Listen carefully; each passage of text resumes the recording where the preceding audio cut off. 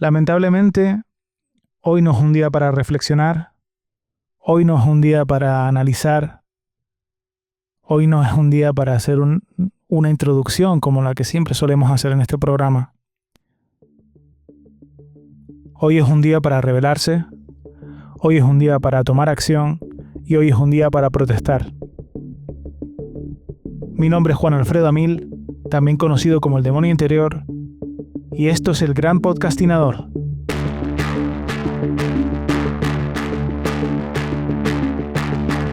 ...416 Estudio presenta una producción del demonio interior, presentado por Juan Alfredo Amil.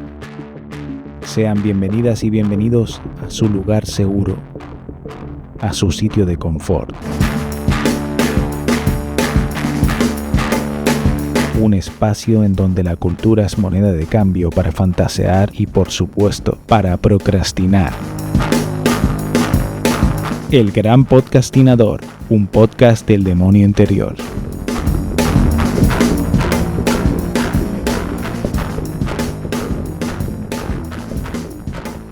Bueno, dicho, no es un día normal en el Gran Podcastinador. Hoy vamos a romper, ya hemos roto normas en el programa, o normas que yo me había autoimpuesto, pero hoy vamos a romper la premisa del programa. Vamos a hablarlo bien ya directamente en el nudo. Creo que es necesario, creo que los tiempos que estamos viviendo lo requieren y no me pedía el cuerpo hablar de un tema cultural esta semana. No me voy a extender más, creo que lo mejor es que pasemos ya al grano, que saque de dentro lo que tengo y nada, ya llegaremos, hablaremos del tema, de lo que está ocurriendo en Gaza, de lo que está ocurriendo en otros países, para que la gente deje de usarlo como arma arrojadiza para justificar su falta de humanidad. Y luego, pues espero que en el final del programa pues desoxigenemos un poco, que aligeremos un poco y que nos calmemos un poco. Y nada, ya está. Esto sería un poco todo, ¿vale? Vamos a pasar ya directamente. No, ya les digo, no es un tiempo para hacer amplias reflexiones, es un tiempo para tomar acción. Y vamos ya directamente al nudo del programa. Nos vamos al estudio. Hoy va a ser un nudo muy especial, un derivas y divagaciones muy especial. Comenzamos. Hoy, en el nudo del Gran Podcastinador, derivas y divagaciones.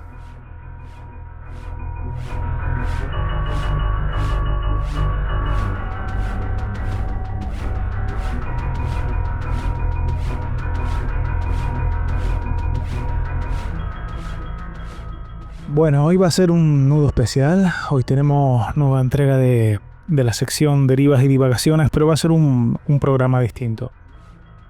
Cuando concebí este programa, había una premisa y una norma de oro.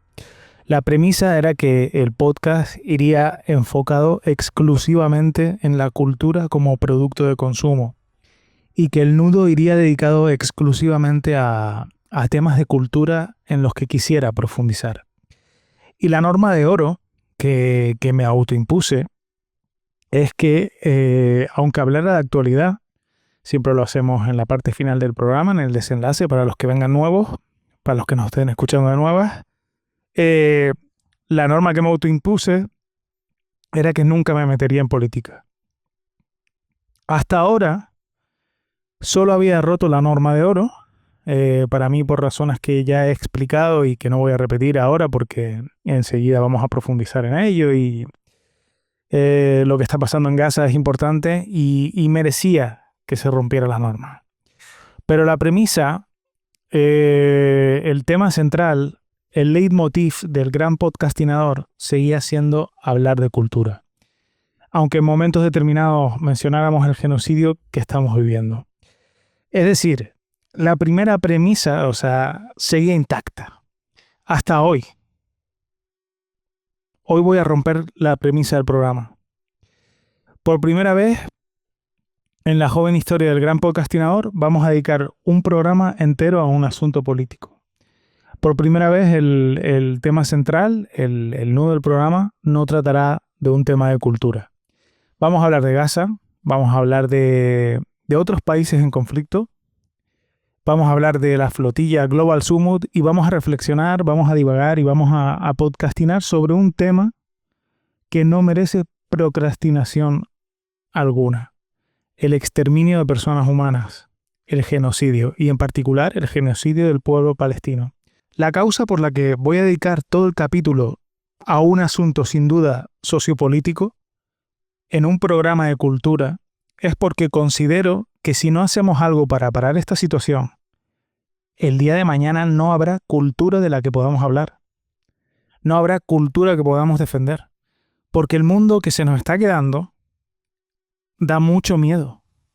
Y no solo por los terrores que se están sucediendo en Gaza, sino por todas las reacciones que están derivando de esto, que confirman que somos una sociedad en flagrante división. Que no somos capaces de ponernos de acuerdo en ser humanos. Una sociedad donde opiniones que antes nadie se atrevería a decir públicamente porque se les caería la cara de vergüenza, ahora se vociferan a los cuatro vientos y son vitoreadas por una horda de borregos y de palmeros de una ideología política que honestamente no entiendo. La falta de empatía, de humanidad y de pensamiento crítico es realmente alarmante.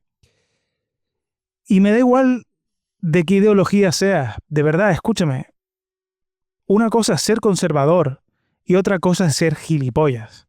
Una cosa es ser de derechas y otra cosa muy distinta es ser un fascista. Y esto no lo digo para insultarte, aunque mis palabras sean duras y te ofendan. Esto lo digo para que reflexiones. Las cosas que dices y haces son las de un fascista. Y ni siquiera de un fascista de una peli de Spielberg o de Polanski, sino de un fascista de sobremesa. Voy a enfocar el tema de hoy de una forma diferente. Voy a intentar bajar el tono, no quiero alzarme mucho, porque ya el tema va a ser bastante complejo. De hecho, esta deriva, aunque tenga como trasfondo hablar del conflicto de Gaza, llevará por nombre ¿y el Congo qué? Y es así porque voy a hablar de dos de los conflictos que se están obviando y que muchos usan como arma arrojadiza para criticar a los que hablamos del genocidio de Palestina. Y lo voy a hacer por dos razones. Uno, hacer un ejercicio de autocrítica. Nunca hemos hablado en este programa en profundidad de los terrores que están ocurriendo en países como el Congo o en Nigeria. Y creo que ya metidos en la harina de denunciar injusticia, pues ya nos toca. Y dos, mostrarles a quienes nos reprochan nuestra falta de memoria, entre comillas, las diferencias entre Gaza y estos conflictos y explicarles por qué no se debe usar como excusa un genocidio para justificar otro genocidio. Son frases que se repiten constantemente, tanto que se indignan por Gaza, pero nadie se acuerda de los cristianos asesinados en Nigeria, por ejemplo, nadie se acuerda del Congo. Recientemente salió un video viral en el que decía ¿dónde están las protestas por el Congo? Si tantos queréis que hablemos del Congo, de Nigeria y de ETA, pues vamos a hacerlo. Y no les va a gustar. No les va a gustar. Como dije antes, últimamente se repite mucho esta frase. Está bien que nos indignemos por Gaza, pero ¿por qué no hablamos de los cristianos asesinados en Nigeria? ¿Por qué no hablamos de las masacres del Congo? Bueno, eso. ¿Y Nigeria qué? ¿Y el Congo qué? Y es una buena pregunta. Es legítima, es incómoda. Así que hoy vamos a poner todo sobre la mesa. Nigeria, Congo y Gaza. Vamos a hablar de esos tres conflictos. No puedo hablar de todos los conflictos que hay en el planeta, pero en Nigeria y el Congo se resumen bastantes de los conflictos que hay, por ejemplo, en la zona africana. Vamos a mirar las similitudes, las diferencias y a intentar responder si de verdad hay una especie de sesgo, un doble rasero, o si simplemente estamos comparando cosas distintas. Así, también vamos a hablar de ETA. Ya tienes el pack completo, fascista. Y lo he dicho, vamos a hablar de Nigeria y Congo porque para establecer un paralelismo con lo que está ocurriendo en Gaza, creo que no podemos coger tropecientos países porque evidentemente estaríamos muchísimas horas aquí y no es esa la cuestión. Pero creo que ya el punto de lo que queremos decir en el en el programa quedará muy claro con estos dos ejemplos, ¿vale? Bueno, con estos dos ejemplos, con estas dos tragedias que están ocurriendo, porque a veces parece que decimos ejemplos y simplificamos y ninguneamos un poco lo que están viviendo y tampoco es así, ¿vale? Bueno, empecemos por Nigeria. El conflicto en Nigeria es en realidad una serie de conflictos armados no estatales, es así como lo denominan en ciertos estamentos gubernamentales de aquí de España, en los que están envueltos grupos insurgentes y grupos comunales, todos ellos armados hasta los dientes y que están en conflicto por diversas razones. Ahora vamos a ver, ¿vale? Nigeria es un país gigante, el más poblado de África, dividido prácticamente a la mitad entre musulmanes y cristianos. En el norte, vendría a ser los condados de Borno y de Jou, Boko Haram y el Estado Islámico de África Occidental llevan más de una década atacando a comunidades cristianas. Boko Haram, supongo que muchos habrán oído hablar de este grupo, es un grupo yihadista nigeriano surgido a comienzos de los años 2000 en el noroeste del país, en el estado de Borno, ¿no? En el norte del país, fundado por el predicador Mohammed Yusuf. Y hay que decir aquí que Boko Haram realmente no es el nombre oficial de este grupo. El nombre oficial no lo voy a decir en árabe porque no me va a salir. Lo voy a decir directamente en español. Vendría a ser gente comprometida con la propagación de la enseñanza del profeta y de la yihad. Ese sería el verdadero nombre del grupo. Boko Haram es el nombre que se le ha otorgado popularmente y que significa literalmente la educación occidental es pecado, ¿vale? Ese vendría a ser un poco el nombre que le han otorgado, la traducción en español, lo cual resume claramente su ideología y creo que ya nos da para entender la naturaleza de sus actos. Rechazar todo lo que consideran influencia impía de Occidente, la escuela, la democracia, el Estado secular, y sustituirlo por una sociedad regida por una interpretación radical de la Sharia, que explicado rápido y mal, vendrían a ser un conjunto de normas, principios y valores del Islam, según lo que se considera la voluntad de Dios, de Alá. Tras la muerte de Yusuf fue el fundador del grupo, a manos del ejército en 2009, el movimiento se militariza bajo el mando de Abubakar Shekau, que también yo supongo que muchos habrán escuchado hablar de este personaje, convirtiéndose en una insurgencia armada que ha matado a decenas de miles de personas y desplazado a millones en Nigeria, Chad, Níger y Camerún. En 2015 una facción se escindió, ¿no? Se separó y juró lealtad al Estado Islámico. Y las siglas son ISWAP, ISWAP, como suena. Y bueno, ahí ya entramos en cuestiones complejas que yo no voy a entrar porque nos vamos por peteneras y para el propósito del programa yo creo que no servirían de nada. Boko Haram ataca civiles, ataca cristianos, a musulmanes moderados, escuelas e instituciones del Estado. Lo hace mediante asesinatos, atentados, secuestros y destrucción de aldeas. Su objetivo declarado es derrocar al Estado nigeriano y crear un califato islámico. Esto es solo en el norte de Nigeria.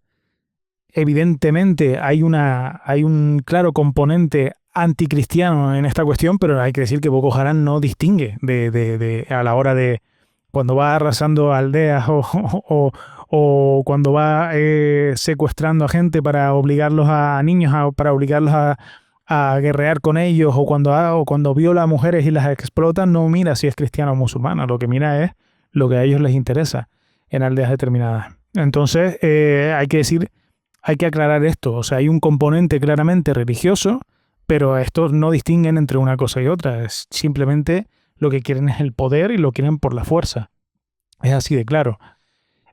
Como digo, esto solamente ocurre en el norte de Nigeria, pero si ya nos vamos a lo que llaman el cinturón medio, que es de mitad del país la mitad del país, como bueno, el cinturón medio, las palabras lo dicen, y tirando más para el sur, el conflicto se mezcla con algo todavía más enredado, que es la lucha entre los pastores nómadas o seminómadas fulani y agricultores que en su mayoría son cristianos. Los Fulani, vamos a intentar poner en contexto a todos los actores de esta cuestión, son un grupo étnico y muy numeroso del África Occidental. En Nigeria en concreto son millones y la mayoría de ellos tradicionalmente son pastores nómadas, es decir, que no tienen un sitio fijo en donde establecerse. Tienen que ir con su ganado, con sus animales viajando y un poco moviéndose y encontrando alimentos para su ganado. Son de religión musulmán, aunque también los hay cristianos, hay que decirlo. Y de hecho hay cristianos fulani que han sufrido muertes. Y luego en el centro y en el sur de Nigeria hay un montón de agricultores, son sedentarios, que se dedican a cultivar maíz, mijo, ñorgo, ñame. Y estos agricultores en su mayoría pues son cristianos. ¿Qué ocurre aquí? ¿Por qué estas dos etnias se enfrentan? Por decirlo de alguna forma. Muchos dicen que es una cuestión religiosa, y en parte es así, ojo, es decir, el hecho de que unos sean musulmanes y los otros cristianos, la verdad que no ayuda, definitivamente no ayuda, pero la base del conflicto es puramente climática, puramente climática. Otra cosa que se empeñan en negar gentes de cierto sector. El norte de Nigeria se está desertificando, ¿vale? Esto es un hecho, esto es algo que está ocurriendo. Cada año hay menos pasto y hay menos agua. Eso obliga a los pastores fulani a moverse hacia el cinturón medio o hacia el sur, donde hay tierras más fértiles, pero ya ocupadas por agricultores. ¿Qué pasa? Que las vacas fulani pisan o comen cultivos de los agricultores cristianos y los agricultores en respuesta defienden sus terrenos o expulsan a los pastores. Esos choques acaban derivando en ataques y represalias armadas. Y al final lo que antes eran conflictos locales por recursos naturales, ahora son batallas armadas con fusiles automáticos y redes criminales. Hay que decir que además todos estos grupos, algunos grupos fulani se han armado y organizado como milicias, aprendiendo un poco de lo que hacen en el norte del país, y también hay milicias agrícolas cristianas de defensa, ¿vale? Para defender las zonas. Entonces, digamos que ahí hay un conflicto, no es que digamos que sean simplemente los fulani atacando indiscriminadamente a los cristianos y que estos no se estén defendiendo, ¿vale? La cuestión es que, bueno, es lícito, ¿no? Defenderte cuando te están atacando. Pero lo que me refiero es que, la cuestión también, estas milicias, hay que decirlo también, es que esto es intrínseco, al final tienen bastantes sinergias entre ellos, ¿no? O sea, por ejemplo, no digo que sean aliados, pero seguramente Boko Haram y este grupo de los fulani o algunos de los grupos de los fulani, pues seguramente recurrirán a ellos cuando necesitan armas en algún momento determinado. Lo típico que a lo mejor tienen contactos para poder vender armas y los establecen con ellos, etcétera, etcétera. O sea, tienen un montón de sinergias y además al final casi digamos que tienen un objetivo en común, que no es un objetivo, o sea, no creo que los fulani tengan objetivo de derrocar el país, pero sí que tienen un objetivo en el que digamos que el gobierno del país pues es enemigo también, ¿no? Entonces digamos que tienen bastantes sinergias entre ellos, ¿no? Hay que decir, las identidades religiosas, musulmanes, fulani, versus cristianos agricultores se usan como bandera política, pero el fondo es económico y ambiental, claramente, ¿vale? Lo digo porque mucha gente ha insistido siempre hablando de esto, hablando de crímenes contra cristianos, etcétera, etcétera, ¿no? No todos los fulani son violentos, de hecho la mayoría vive en paz y sufre también la inseguridad y tienen problemas con estas milicias, pero existen bandas y milicias fulani armadas que atacan aldeas cristianas o agrícolas. También hay grupos de autodefensa, ¿no? Lo he dicho antes, ¿vale?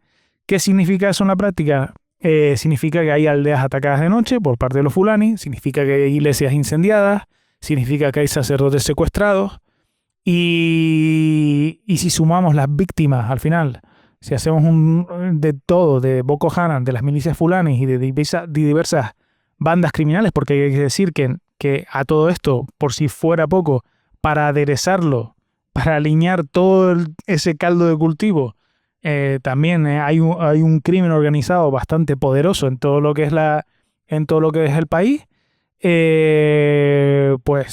Si sumamos todo eso, Solo en lo que va de 2025, algunas organizaciones hablan de más de 7.000 cristianos asesinados. Ojo, 7.000 en unos 220 días. Y si miramos el acumulado desde el año 2000, hay quien habla de más de 60.000 muertos.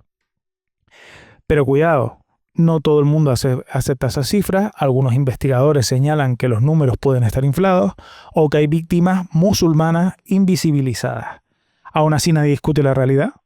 Nigeria es hoy uno de los países más peligrosos para ser cristiano. Y sin embargo, pues ¿cuántas veces has visto abrir un telediario con esas masacres? ¿Cuántas portadas recuerdas? Ninguna. Esa es la verdad. Ahora viajamos al este del Congo, a la República Democrática del Congo. El Congo es un territorio riquísimo en minerales. Se explota coltán, que es el mineral básico para la fabricación de condensadores en teléfonos, en ordenadores y en consolas. Pero además también hay cobalto, cobre, oro, diamantes, estaño, wolframio, tungsteno, en fin, una fuente muy jugosa de dinero de la que muchas empresas internacionales se benefician. Y aquí toca hacer un ejercicio de conciencia, la verdad, porque todas las herramientas que tengo para hacer este podcast vienen directamente de ahí, esa es la verdad. Y todo lo que vivimos en nuestra sociedad realmente al final viene de todos esos materiales, ¿no? Y seguramente muchos me están viendo a través de los Reels o de las redes sociales o bueno, incluso iVoox, pues al final no podría existir este podcast, no podría difundirse este podcast sin esa tecnología que viene de esos minerales, ¿no? Y esa es la verdad y hay que hacer un ejercicio de conciencia de que en esos países se están explotando esos materiales y están pasando cosas terribles para que nosotros podamos tener esto. Esa es la verdad. Y como digo, el Congo es un país riquísimo y el Congo es un país riquísimo también en grupos armados, más de 100. Los cuales, por supuesto, también quieren ser parte del pastel, quieren su parte del pastel. Muchos se benefician y hacen contrabando de los minerales, con los minerales y usan ese dinero para armas y logística, con lo cual están muy preparados, ¿no? Van muy, muy bien armados. Como dije antes, hay más de 100 grupos paramilitares, no va a ser viable hablar de todos, porque estaríamos horas y horas aquí también, pero el más importante de ellos es la ADF, Allied Democratic Forces, idiomas queridas. Fuerzas Democráticas Aliadas, vamos. Están vinculados a la IS, es decir, al Estado Islámico, y operan en Kivu Norte e Ituri, ¿no? Serían los dos estados donde operan, ¿no? Controlan minas de oro y algunos puntos de extracción del coltán. Les recuerdo, el coltán es con el material con el que se hacen los condensadores para los teléfonos, etcétera, etcétera. Financian sus operaciones vendiendo oro de contrabando a través de Uganda, porque hay que decir además que no lo comenté antes, que es un grupo de origen ugandés, es decir, viene desde Uganda, y también secuestran a civiles para trabajos forzados en zonas mineras. Extorsionan a mineros artesanales, les cobran impuestos revolucionarios, cobran peajes a los transportistas, y son responsables de múltiples masacres a civiles, incluidos cristianos. Ellos tienen un patrón clarísimo: atacar iglesias, atacar funerales, secuestrar niños. En febrero de 2025 voy a enumerar un par de cuestiones de actos que han cometido. En una zona llamada Kasanga secuestraron a decenas de personas y las degollaron dentro de una iglesia. En julio, en otra localidad llamada Komanda, mataron a más de 40 en plena vigilia religiosa. 40 personas en plena vigilia religiosa. Y casi al mismo tiempo, otro grupo armado del que no he hablado, que es el M23, ejecutó a más de 140 civiles en una oleada de violencia. Los testimonios son terribles, son aterradores. Hablan de machetes en velorios, cuerpos abandonados en templos, familias enteras borradas de la faz de la tierra en una noche. Y bueno, o sea, se cuentan cosas realmente horribles. Y según varios estudios oficiales, desde 1998, ojo, se estima que el conflicto de la República Democrática del Congo, incluyendo guerras, persecuciones religiosas, colapso del sistema de salud, hambre y desplazamientos, ha provocado más de 6 millones de muertes. 6 millones de muertes, se dice pronto. Y de nuevo la pregunta, ¿qué cobertura internacional tienen estas masacres? Apenas un par de artículos en medios especializados, informes de Human Rights Watch, alguna nota de agencias, poco más. El Congo lleva 20 años en guerra silenciosa, una guerra que en cifras acumuladas deja cientos de miles de muertos, pero que casi nunca entra en nuestras conversaciones. Y esto es así. Y ahora llegamos a Gaza. Y aquí tenemos que hacer un ejercicio de retroacción, porque mucha gente que justifica lo que está haciendo Israel se empeña en decir que todo esto lo inició Hamás con los atentados del 7 de octubre de 2023, lo cual es absolutamente incorrecto, es absolutamente falso. Vamos a hacer, como digo, voy a intentar hacer un resumen rápido, un poner en contexto. El conflicto entre Israel y Palestina no empezó con los bombardeos, ni con Hamás, ni con Netanyahu. Empezó hace más de un siglo, cuando dos pueblos reclamaron la misma tierra, uno buscando refugio tras siglos de persecución, y el otro defendiendo el lugar donde había vivido siempre. Hay que decir que Palestina pertenecía al Imperio Otomano. El Imperio Otomano es uno de los grandes perdedores de la Primera Guerra Mundial y a partir de 1918 el territorio lo ocupan las fuerzas aliadas, ¿no? En un principio creo que estuvo Gran Bretaña y entonces en 1947, después de la Segunda Guerra Mundial, después del Holocausto judío, propone dividir el territorio. Un Estado judío para, digamos, no sé si compensar o resarcir al pueblo judío de alguna manera y que tengan un sitio donde poder estar y que no dejen de estar perseguidos, y otro Estado árabe. Los judíos dijeron que sí, evidentemente, ¿no? Además, bueno, tienen esas cuestiones de que es la tierra prometida, etcétera, etcétera. Y los árabes dijeron que no, que era su sitio, era su país y no tenían por qué estar compartiéndolo, ¿no? Al año siguiente nació Israel y con él la Primera Guerra, porque los estados árabes no están de acuerdo con eso. Hay una guerra, tras esa guerra Israel no solo se ocupa la plaza que le correspondía, sino se ocupa más de lo que le correspondía.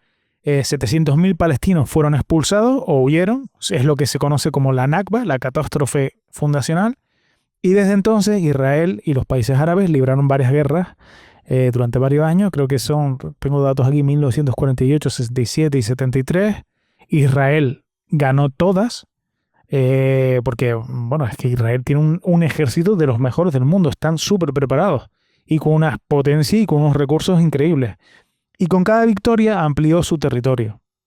Además, hay que decirlo, están aleccionados desde pequeños en una sociedad militar. Esa es la verdad. Con cada victoria, como digo, amplió su territorio. Cisjordania, Gaza, Jerusalén Este, los Altos del Golán. La ocupación se convirtió en rutina. En 1964 nace la OLP con Yasser Arafat. No sé si se acordarán de Yasser Arafat. Primero quiso destruir a Israel, luego aceptar su existencia. Los acuerdos de Oslo en 1993 parecían el principio del fin, la paz, dos estados, convivencia, pero nunca llegaron a buen puerto. Y mientras el mundo hablaba de paz, Israel levantaba muros y colonias. Es decir, ellos no pararon nunca de su objetivo. Hoy más de 700.000 colonos viven en territorio ocupado. Cisjordania se fragmentó en pequeñas islas palestinas y Jerusalén Este se llenó de banderas israelíes. En 2007, Hamás toma el control de Gaza, es decir, al final el pueblo palestino se va radicalizando cada vez más y desde entonces más de 2 millones de personas viven bajo bloqueo terrestre, marítimo y aéreo. Periodos de calma tensa, seguidos de guerras brutales, cada ciclo deja miles de muertos y menos esperanza. Todo cambia, o todo da un giro realmente dramático, eso sí, ahora sí, el 7 de octubre de 2023. Hamás lanzó un ataque sin precedentes, más de 1.200 israelíes asesinados, 250 rehenes. Estamos de acuerdo que fue un hecho deleznable, un hecho abominable. O sea, nadie ha negado nunca que esa circunstancia no se debería haber producido, ¿vale? Lo digo para los que salgan ahora siempre mencionando este hecho. Y Israel respondió con la ofensiva devastadora que todos conocemos. 2 años después, me estoy adelantando, pero 2 años después, Gaza es un campo de ruinas con más de 66.000 palestinos muertos y 169.000 heridos. Aquí no estamos hablando de ataques dispersos, ni de un goteo de violencia. Aquí estamos hablando de una devastación concentrada en un territorio minúsculo, bloqueado y superpoblado. Desde octubre de 2023 hasta octubre de 2025, Naciones Unidas, como digo, calcula que han muerto unas 66.000 personas. La mayoría son civiles, la mayoría son familias, gente que no participa en el combate. Y ojo, no es una cuestión de, como en los casos que hemos mencionado antes, de multitud de grupos militares. Lo que sucede en Gaza es que un país soberano, una potencia mundial, que además está protegida por el país que lidera el mundo occidental, Estados Unidos, está utilizando todos sus recursos, incluyendo una de las armadas militares más temibles del mundo y armamento de altísima tecnología, para masacrar sistemáticamente una población civil, violando todos los acuerdos que prometió cumplir al formar parte de las Naciones Unidas. No estamos hablando de un grupo de insurgentes, no estamos hablando de sectas religiosas, no estamos hablando de paramilitares, no estamos hablando de organizaciones criminales como ocurre en el Congo o en Nigeria. Estamos hablando de un país soberano, sometiendo a otro y exterminándolo de forma sistemática y estratégica, llevando a cabo, sí, vamos a decirlo, un genocidio. Bombardeos masivos, combates urbanos, destrucción sistemática de hospitales, escuelas, viviendas, redes de agua y electricidad. Una catástrofe humanitaria televisada casi en directo, que además está bajo investigación en la Corte Internacional de Justicia, en el CIJ, por genocidio, según la convención establecida por del genocidio que en Naciones Unidas. Ese detalle jurídico importa. Gaza no es solo una guerra sangrienta, es una guerra con un proceso abierto en el tribunal más alto del mundo. Y es verdad, tiene todo el foco del mundo. Tiene, digamos que el minuto a minuto de lo que es la guerra se retransmite casi como si fuera un evento deportivo. Esa es la verdad. Pero ahora vamos a ver cuáles son las cuestiones de esto, ¿no? Y antes de juntar todas las piezas y de establecer similitudes y diferencias, quiero entrar en algo que me molesta especialmente. Y es la utilización gratuita de cuestiones que no tienen que ver con conflictos, que son los asesinatos de ETA, de los fallecidos en catástrofes naturales como la Dana o la erupción del volcán en La Palma. Y mucha gente no para de decirme, cuando yo digo algo en redes sociales o cuando publico algún extracto del programa en redes sociales que habla sobre lo que está pasando en Gaza, no para decirme, ¿y los asesinatos por ETA no hablamos? ¿De la Dana no hablamos? ¿De La Palma no hablamos? ¿O no te vi hablar de eso ni manifestarte? Y vamos por partes. Este podcast no tiene ni 4 meses de vida. Difícilmente iba a poder hablar de cuestiones que ocurrieron antes. No tengo máquina del tiempo todavía. Dicho esto, en el caso de ETA, yo viviendo en Madrid, fui a 2 manifestaciones cuando aún a ETA asesinaba. Y muchas veces, de hecho, les voy a decir, cuando sucedieron los actos del 11M, también salimos a la calle, que no tenían nada que ver con ETA, tenían al final que ver con el Estado Islámico. También salimos a la calle, ya que hablan de que nunca nos manifestamos en ese tipo de cosas, ¿no? Y muchas veces hablan de esto como si en España hubiéramos estado dormidos con el tema de ETA. Después del asesinato de Miguel Ángel Blanco, que todo el mundo salió en masa a las calles, las manifestaciones se sucedieron continuamente en contra de ETA. O sea, ¿cómo puedes decir que no nos preocupamos por ETA? Si precisamente la presión social que hicimos para que ETA desapareciera forzó a que los gobiernos atacaran y que de alguna manera se les presionara hasta el punto de que los representantes de ETA, que no voy a decir que ETA se acabara, en el sentido de que todavía hay representantes de lo que fue la antigua ETA en el gobierno vasco, pero sí que les forzó a decir, oye, a lo mejor la lucha armada no es una buena idea. A lo mejor hacer atentados no es una buena idea porque nos están dando por todos lados y porque la sociedad ya nos ve de mala manera. Precisamente fuimos la sociedad quienes conseguimos presionar para que ETA desapareciera. Esa es la verdad. Entonces no me pongan a ETA como un ejemplo. No me pongan a ETA como un ejemplo porque no es así. Porque no es adecuado, porque no es correcto. Y aparte que no tiene que ver con un genocidio. En la Dana, todo el pueblo español se volcó con la gente de Valencia y se le dio una cobertura mediática tremenda. Y lo mismo con el volcán de La Palma, también hubo mucho amor. Muchos gilipollas también haciendo comentarios que no debían, ¿no? Como lo de, mira que van a construir casas en los volcanes y tal, no sé qué, o en barrancos, ¿no? Pero hubo mucho amor y hubo una cobertura mediática brutal.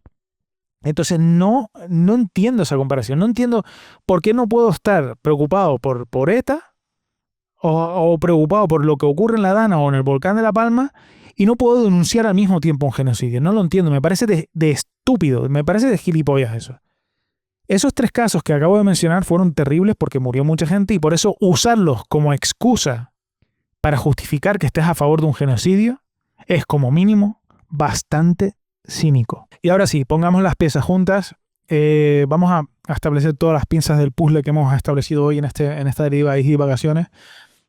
¿Qué tienen en común Nigeria, el Congo y Gaza? Vamos a establecerlo y vamos a establecer también las diferencias, ¿vale? ¿Qué tienen en común? En los tres lugares los civiles son el objetivo, son las víctimas. En los 3 lugares hay un componente religioso y político entrelazado. En los 3 lugares se cometen crímenes de guerra y atrocidades masivas. ¿Y qué los diferencia? En Nigeria y el Congo la violencia es crónica, es dispersa, es rural, acumulada en el tiempo, perpetrada por grupos armados no estatales, eso es importante, no estatales, en países cuyos gobiernos no son capaces de controlar esos grupos. Prácticamente son guerras civiles encubiertas o no declaradas, por decirlo de alguna forma. En Gaza, la violencia es inmediata, urbana, concentrada, con decenas de miles de víctimas en apenas 2 años y perpetrada por un Estado soberano, por una potencia mundial como es el Estado de Israel, apoyado por el país más poderoso de Occidente, los Estados Unidos de América. Además, como país occidental, como sociedad occidental que somos, estamos en el derecho de reclamarle a otra sociedad occidental que deje de cometer atrocidades, que deje de cometer ese tipo de atrocidades. A un país que se beneficia de posibilidades que no tienen países como Nigeria o Congo para aprovecharlas cometiendo un genocidio. Tenemos el derecho de decirle, oye, no en nuestro nombre, no en nombre de las Naciones Unidas, no en el nombre de Occidente. Si lo vas a hacer, te tienes que atener a las consecuencias. Entonces, estamos en nuestro derecho de reclamarle eso a un país occidental. En Nigeria y el Congo no hay causa internacional por genocidio llevada a cabo por el CIJ, en Gaza sí. Y en África la cobertura internacional es mínima. Esta es una gran diferencia. En Gaza la cobertura es total, global, y podríamos decir, lamentablemente, que está polarizada. Y aquí entra la polémica. Hay gente que dice, nos fijamos solo en Gaza y olvidamos a África. ¿Y el Congo qué? De hecho, de ahí he titulado el programa. ¿Y las matanzas a cristianos en Nigeria qué? Y tienen razón en parte.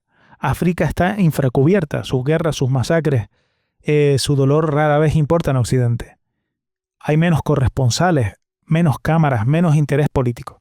África solo interesa cuando entran pateras en Europa. Pero qué curioso. Ahí nuestros amigos ultraderechistas no se sienten tan empáticos con los problemas de África. No se sienten tan empáticos con las sociedades del Congo ni de Nigeria. ¿Verdad que no? Ahí ya no es cuestión de por qué no nos acordamos de los africanos, sino de por qué no nos deshacemos de ellos. ¿Verdad, señora Abascal? ¿Verdad, señora Ayuso? Ahí es donde está la cuestión, ¿no? Ahí es cuando realmente nos molestan, ¿no? Lo he dicho, África está infracubierta mediáticamente, pero ojo, Usar eso para decir que Gaza no merece atención es un error. Es lo que en inglés llaman un whataboutery, o un ¿y qué hay de? O lo que llamamos aquí en España un y tú más de toda la vida, que no solucionan nada. No se trata de competir por el sufrimiento, no es un ranking de muertos. Se trata de ampliar la mirada, se trata de sumar, no de restar. Así que sí, hablemos de Nigeria, hablemos del Congo, contemos a sus muertos invisibles, pero entendamos también por qué Gaza está en el centro del mundo. Porque hablamos de 66.000 muertos en apenas 2 años, porque hablamos de un caso en la Corte Internacional de Justicia, porque el horror se transmite en directo y porque está perpetrado por un Estado soberano que pertenece a las Naciones Unidas. Y que quede claro, los crímenes de África merecen toda la atención, toda la denuncia, toda la memoria, pero no justifican de ninguna manera los 66.000 muertos en Gaza. Y mira, una vez entonado el mea culpa, una vez que ya te he dado la razón, una vez que te he reconocido que se infravaloran las muertes que están sucediendo en Congo, Nigeria y muchos otros países, voy a hablarte claro, fascista. Y te voy a llamar fascista porque llamarte facha es como divertido, como graciosete, no un diminutivo, como si te llamara Paco o Pepe. Un diminutivo que además está sobreutilizado y desvirtualizado. No. Yo prefiero llamarte por tu nombre de pila, fascista. A ti te importa una mierda Somalia. A ti te importa una mierda el Congo. A ti te importa una mierda Nigeria. A ti te importan una mierda los asesinados por ETA. Solo los usas para justificar el hecho de que estás a favor de la matanza sistemática de una población entera. Solo los usas para justificar que estás a favor de un genocidio. Solo los usas en tus argumentos porque eres tan cínico que no eres capaz de reconocer que estás en el lado equivocado de la historia. Y ahora vuelve a llamarme rojo. Quienes me conocen de toda la vida se están descojonando de la risa ahora mismo. Vuelve a echarme en cara que no hablo de todos esos conflictos y problemas que a ti te importan una puta mierda. Pero eso no va a quitar el hecho de que eres un fascista, con todas las putas letras. Antes de terminar, quisiera dedicarles una palabra a la Global Summit Flotilla. Esto no se lo contaba a nadie, literalmente a nadie. Yo me inscribí para ir a la flotilla y me respondieron favorablemente. No sé si hubiera ido finalmente, pues no sé si tendría que haber pasado algún proceso, porque imagino que habría muchas más inscripciones. Pero mi perfil les interesaba, me habían dicho que bueno, que habían visto mi perfil y que les interesaba. Por decirlo rápido y mal, me acobardé. No me vi capaz de verme en esa tesitura tan arriesgada, ni de afrontar el tener que decírselo a mi gente, ni de tener que buscar pues dónde dejar a mi perra, por ejemplo, o todas las cuestiones que tenía aquí. Y bueno, preferí ayudar de otras formas, la verdad. Por eso cuando les veo allí, tras la travesía tan brutal que se han pegado, tras haber sido amenazados, y cuando los veo allí detenidos, siendo insultados por un ministro fascista del Estado de Israel, cuando veo que les llevan a una prisión peligrosa, como si fueran criminales de guerra, me imagino el dolor que deben estar sufriendo, no por ser detenidos, sino la rabia y la frustración de no haber podido romper ese asedio que era el objetivo, ¿no? Y lo único que me sale es decirles, aunque no sea nada original, gracias. Gracias por hacer lo que otros no nos hemos atrevido. Gracias por hacer lo que los gobiernos de nuestros países no se han atrevido. Gracias por representarnos, por ponerle voz a nuestros sentimientos y a nuestra rabia y a nuestro dolor. Para mí sois héroes y heroínas. Y ahora voy a hablar de villanos, no de Netanyahu, ni de Trump, ni de Ayuso, ni de Almeida. A esos ya lo juzgará la historia. Esos son los emperadores de la Guerra de las Galaxias. Pero sí que voy a hablar de Pedro. Qué decepción. Y mira que yo no soy de los que de tus detractores ni mucho menos, ¿eh? ¿A qué mandaste el buque si no pretendías hacer nada? ¿A qué mandó Italia el buque si no pretendían hacer nada? Tan desesperado estás que tuviste que mandarte el farol del siglo para ganar un fisco de popularidad. Hay 44 ciudadanos de tu país detenidos de forma ilegal, o sea, no de tu país, del país al que representas, del país al que gobiernas, detenidos de forma ilegal en un territorio que no es el suyo, en aguas que no son las suyas, por un Estado con el que aún compartes relaciones comerciales. No vas a hacer nada, en serio. Vete ya, porque no vales para nada, así de claro te lo digo. Y ya para terminar, saliéndonos de los conflictos, se nos está quedando un mundo muy complicado. Y sé que todo esto está quedando muy beligerante, todo este programa de hoy. Pero es que creo realmente que se nos está quedando un mundo muy complicado. Hay grupos paramilitares que se disfrazan de empresas de desocupación, a los que les dan voz en podcasts multitudinarios. Así se forman, amigos y amigas, los futuros ADF y Boko Haram de los que hemos hablado antes. Así se forman los cuadros verdes que se podían ver en Sarajevo. Cuando llega un conflicto bélico, son estos grupos los que después se hacen fuertes y cometen las mayores fechorías. Y todos aplaudiéndoles ahora. Recen porque no ocurra nada. Recen porque aquí no vivamos un conflicto de este tipo. Porque estos son los que van a tomar el mando. Hay jóvenes cada vez más machistas y ultraderechistas. Hay responsables políticos que deberían denominarse irresponsables políticos. Influencers y youtubers que les comen la cabeza a menores de edad sobre lo malo que es Perro Sánchez y la izquierda y sobre lo malas que son las feministas. Sobre que están perdiendo los hombres derechos. Sobre que ya no se pueden hacer bromas de nada. Ya no se pueden hacer bromas de maricones. Es el caldo de cultivo perfecto para un inminente conflicto nacional e internacional. Escúcheme, ya estamos en la mierda. Estamos ya en la mierda. O nadamos todos juntos para salir, o nos concienciamos de que en la mierda no te puedes bañar, o definitivamente vamos a volver a pudrirnos como sociedad. Vamos a cometer los mismos errores que antaño, vamos a cometer los mismos errores que en el pasado, con una diferencia. Antes teníamos excusa.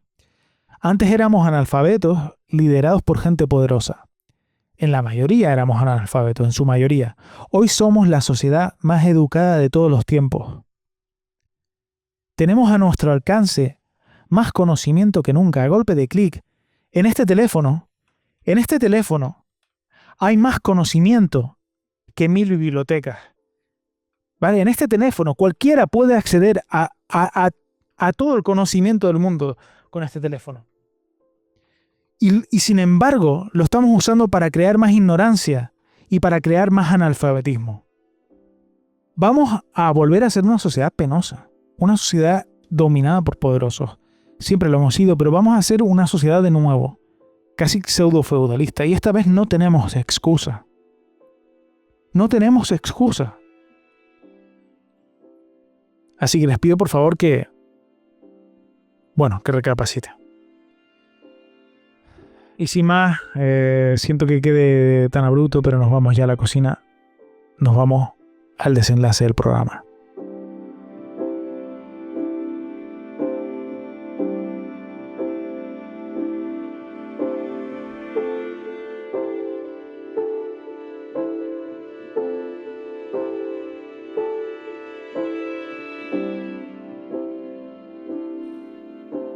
Pues nada, estamos ya en el desenlace del programa.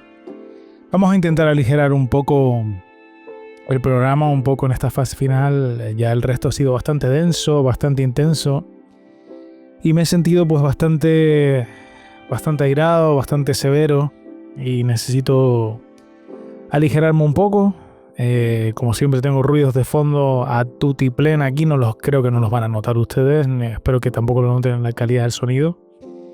Y nada, no va a haber mucha actualidad, ni vamos a hacer el recordatorio de Gaza, porque ya le hemos dedicado el nudo completo del programa Y además esta semana han habido muchos comentarios interesantes en redes y me apetece leerlos y comentarlos. Vamos a oxigenar un poco esto. Vamos a hablar de cuestiones ya de comentarios, de cosas que hablé de cultura la semana pasada.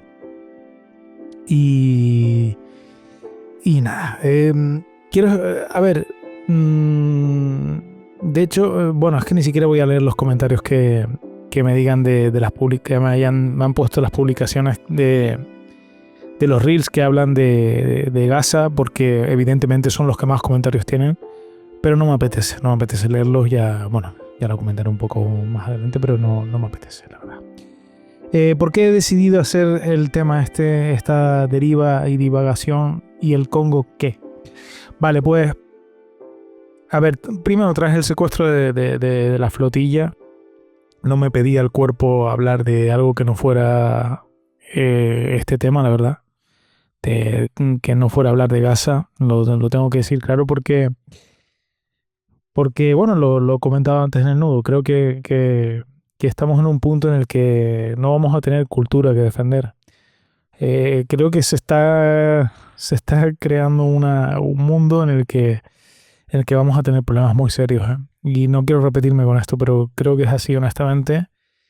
No creo que vaya a volver a romper mi norma de que el leitmotiv del programa, que el nudo, que el tema central, a ver, para explicarlo bien, el nudo siempre lo he concebido como el bloque central, ¿no? Como de alguna manera el tema central del programa.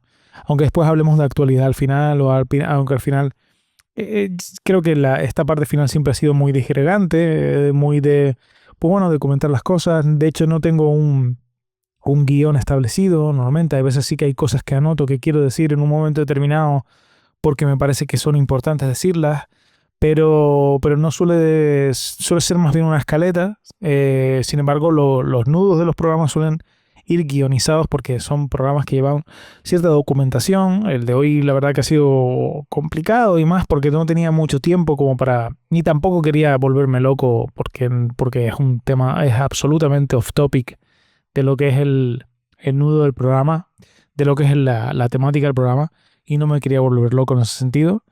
Pero bueno, el tema es ese, ¿no? Que el nudo es el tema central y normalmente siempre quiero que sea algo de cultura, pero esta vez estamos creo que en un turning point, en un momento de lo que está ocurriendo en Gaza, en Palestina, que es determinante. Creo que lo que vaya a pasar en los próximos días va a determinar pues va a determinar la historia de la humanidad.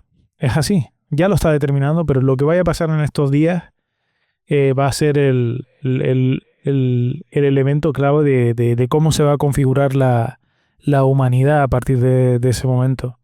Y por tanto no me pedía el cuerpo hablar de temas que tenía pendientes, a lo mejor como, bueno, 10 cómics que deberías leer si quieres introducirte al mundo del cómic, por ejemplo. Ya lo haré, sí lo haré y lo haré en breve. Pero creo que esta semana no tocaba, la verdad, no tocaba y bueno, porque tengo la mente en lo que está ocurriendo ahí, tengo la mente en la flotilla, tengo la mente en determinadas cosas y en miedos y terrores que no me permiten centrarme en cosas de disfrutar. No debería ser así, deberíamos seguir viviendo una vida normal y por eso la próxima semana voy a volver a retomar lo que es la cuestión cultural. Voy a dejar de lado lo que es no voy a volver a centrar el programa en una cuestión sociopolítica, pero creo que era necesario esta vez. Y así me lo pedía el cuerpo y ya he decidido que no quiero tampoco atarme en ese sentido. Si yo siento que necesito hacer algo, lo voy a hacer. Y ya está. Es así un poco la cuestión. En fin, lo he dicho, no voy a intentar que no vuelva a suceder algo así, pero lo consideré necesario y espero que lo entiendan, espero que les sirva el trabajo hecho en el nudo y espero que se dejen de excusas quienes defienden el genocidio. Así que claro, aunque bueno, van a seguir defendiéndolo igual, van a inventarse nuevos argumentos y bueno, ya hablamos del Congo y Nigeria, pues ¿y por qué no Sebastopol? Y van a seguir así. Así que, en fin. Bueno, actualidad, como digo, no va a haber mucha. Sí que me gustaría mencionar que ha fallecido el actor Javier Manrique, un actor que una cara muy conocida o muy reflejada en el cine y en las series en la ficción española, en películas como El Día de la Bestia, en multitud de series en Jacinto Durante representante, que en la que, si no recuerdo mal, era el protagonista, o en otras como Cámara Café. Creo que recuerdo que también en Farmacia de Guardia, no sé, era una cara muy conocida, ¿no? Que aparecía mucho en uno de estos secundarios que aparecen en multitud de trabajo, uno de estos secundarios recurrentes, ¿no? No sé exactamente las circunstancias del fallecimiento, pero bueno, para la familia y amigos un abrazo grande. Vamos ya con los comentarios en redes sociales, los comentarios a los reels de extractos del programa que publicamos en Instagram, TikTok y en Facebook.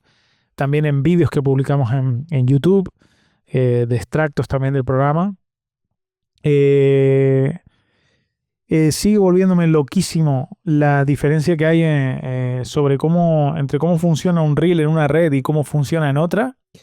El otro día el vídeo que comenté pidiendo a la serie, a varios programas, a varios podcasts que quitaron sus emisiones de Spotify, tuvo 10.000 visitas, 10.000 visionados, muy por encima de lo que ese mismo vídeo tuvo en TikTok o en Instagram, lo cual es algo que me vuela muchísimo la cabeza. Pero luego es que el reel en el que decía que lo de Gaza era algo más allá de la ideología de cada uno, que era una cuestión de humanidad.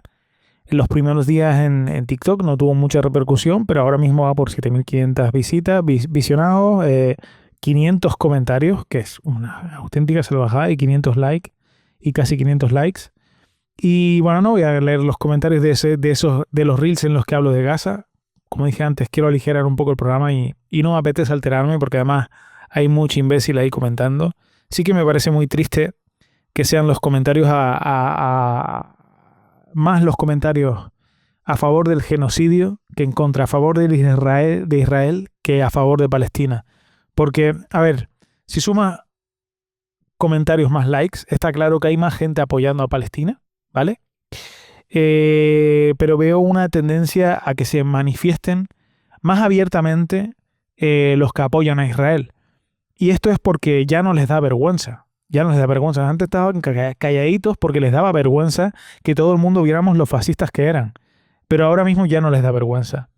Y como ven a políticos de aquí como Ayuso o Almeida o Feijóo diciendo barbaridades, pues, o periodistas diciendo barbaridades, pues ellos se suman también.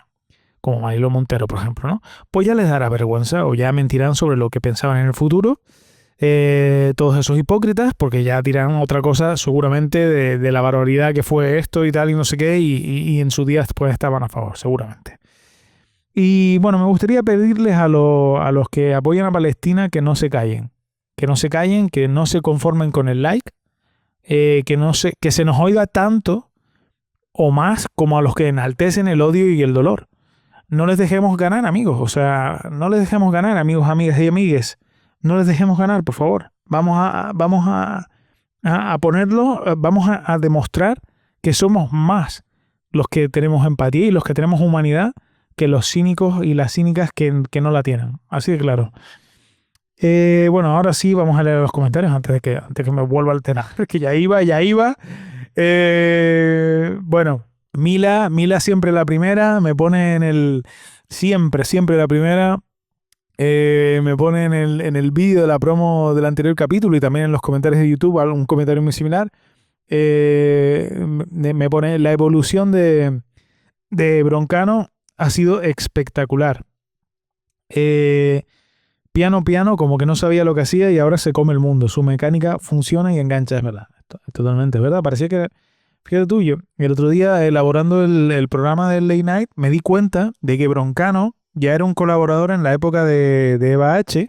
Y yo creo que ya aparecía. No sé si en algún momento caiga quien caiga, porque a veces los interrelaciona a todos estos a los reporteros que iban saliendo y tal.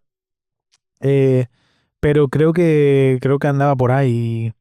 Y mira, iba como un colaborador, parecía que no. Creo que si no me equivoco, se abrió paso también como colaborador en La Ventana. Después ya le dieron el programa le dieron el programa de, ay, madre mía, pero ¿cómo se me ha ido esto?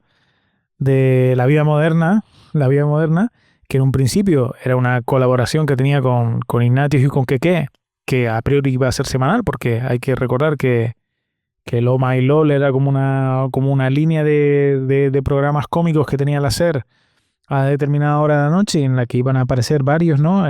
Entre ellos el de Ortega, o no sé si había otro más no me acuerdo de quién era, pero había varios programas y al final el que acaba triunfando es el de La Vida Moderna y es el que se acaba apoderando, por decirlo de alguna manera, de su espacio propio, ¿no? Y acaba siendo un programa de lunes a jueves, ¿no? Y yo creo que ahí ya está, ya explota, ya le dan la oportunidad de, de hacer el late night, ¿no? Ya, bueno, aparte de sus colaboraciones con Buenafuente, que también le hacen ver en un momento dado, yo creo que él sustituye a Buenafuente en algunos programas y en los que no puede estar. El papel que antes hacía Berto y que realmente Berto nunca quiso ser un frontman del programa, sino más bien prefirió ser colaborador. Pues Broncano sí que lo acaba asumiendo y entonces pues acaban dándole esa responsabilidad desde el Terrat, le acaban dando la responsabilidad o él le acaba produciendo además y dirigiendo junto con Ricardo Castella y con Jorge Ponce el programa de La Resistencia y ya ahí pues el despegue, ¿no? Madre mía, no sé por qué, no sé qué necesidad tenía yo de hacer un repaso de la carrera de Broncano, pero bueno. Un beso grande, Mila, un beso grande, un abrazo muy grande y gracias por estar siempre ahí, por el apoyo constante, de verdad. No sabes lo muchísimo que se agradece. Luego en YouTube ha tenido cierta repercusión el extracto del programa en el que hablo de Sirat, la peli de Oliver Lache. Tengo que indicarles que en YouTube publicamos extractos más largos, ¿vale? Que de más de 3 minutos, los cachos del programa que son un poquito más grandes, no como en Insta o en TikTok o en Facebook que vamos directamente a extractos de 1 minuto y medio o menos de 3 minutos, porque suelen ser los que mejor se distribuyen. Y bueno, han habido comentarios de diverso tipo, un poco hateristas la mayoría, pero me ha hecho gracia. Me ha hecho gracia. Vamos a ir hoy por redes comentando, no sobre los temas en concreto, sino por redes, ¿vale? Y en YouTube, pues esto, bueno, pone aquí Sergio García Medina. No voy a ir con aires de grandeza, con el típico, no es para todos los públicos, es una película inteligente, pero es cierto que no es para todos los gustos y no tiene un ritmo narrativo al uso para lo que está acostumbrado el público taquillero. A mí me parece una gran propuesta diferente a lo que históricamente enviamos, imagino que se refiere a los Oscars, y al típico, bueno, de producciones españolas, lo típico de producciones españolas. Tiene elementos desde la edición del sonido y el uso de la música muy buena, estoy de acuerdo, y los paralelismos con el Salario del Miedo es evidente y a mí sí me funciona, sí me funcionan los momentos de tensión ante los obstáculos en la travesía, tienen punch y al contrario de lo que dicen muchos no me parecen predecibles. La fotografía también es destacable. Más allá de eso, es normal que haya gente que le guste y a la que no, y desde ambas partes me parecen lamentables las opiniones que nacen desde la superioridad como si su opinión valiese más. A mí particularmente me gusta y la he disfrutado las 2 veces que la he visto. Bueno, yo he contestado todos los comentarios, siempre lo suelo contestar, pero muchas veces también me gusta leerlo también para el podcast y que haya un poquito de contenido que tenga que ver con eso, que ustedes comenten y se sientan también partícipes del programa, que sepan que van a participar en el programa si comentan, ¿vale? Bueno, yo, Sergio, respeto y me parece muy bien toda opinión. Yo personalmente creo, o sea, estoy de acuerdo contigo en el hecho de que la música y el diseño del sonido espectaculares.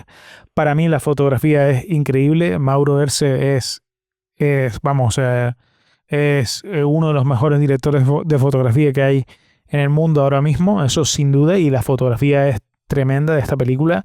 Hay momentos que capta todo lo que es los países donde están, el país donde están viajando, ¿no? Que es brutal. Pero para mí la historia sí que me parece que no. La historia me parece fallida. Y la película en general, debido a eso, me parece fallida. Porque Es lo que digo, no creo, como tú comentas aquí, que, que sea, como dice, no tiene un ritmo narrativo al uso para lo que está acostumbrado el público taquillero. Yo no tengo problemas con eso, de hecho a mí no se me hizo lenta ni nada.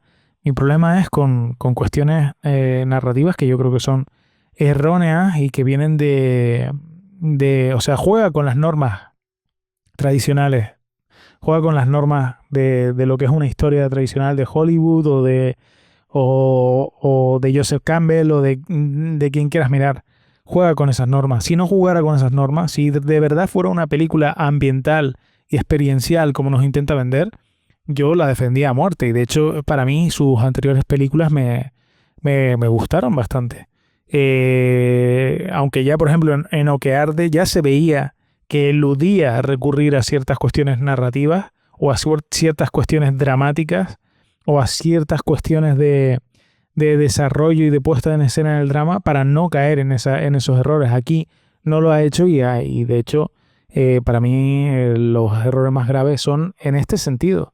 Son en este sentido, que para un director que empieza o para un director que tal, pues no son graves, pero un director que lleva 4 películas que se les da este predicamento y que además es lo que he dicho. A mí lo que me molesta también es el marketing que se le está dando en el sentido de decir, de intentar disimular esos errores a través del marketing y de intentar venderte que es una experiencia distinta, que es una cuestión narrativa distinta, cuando no. Está jugando en las ligas narrativas de siempre.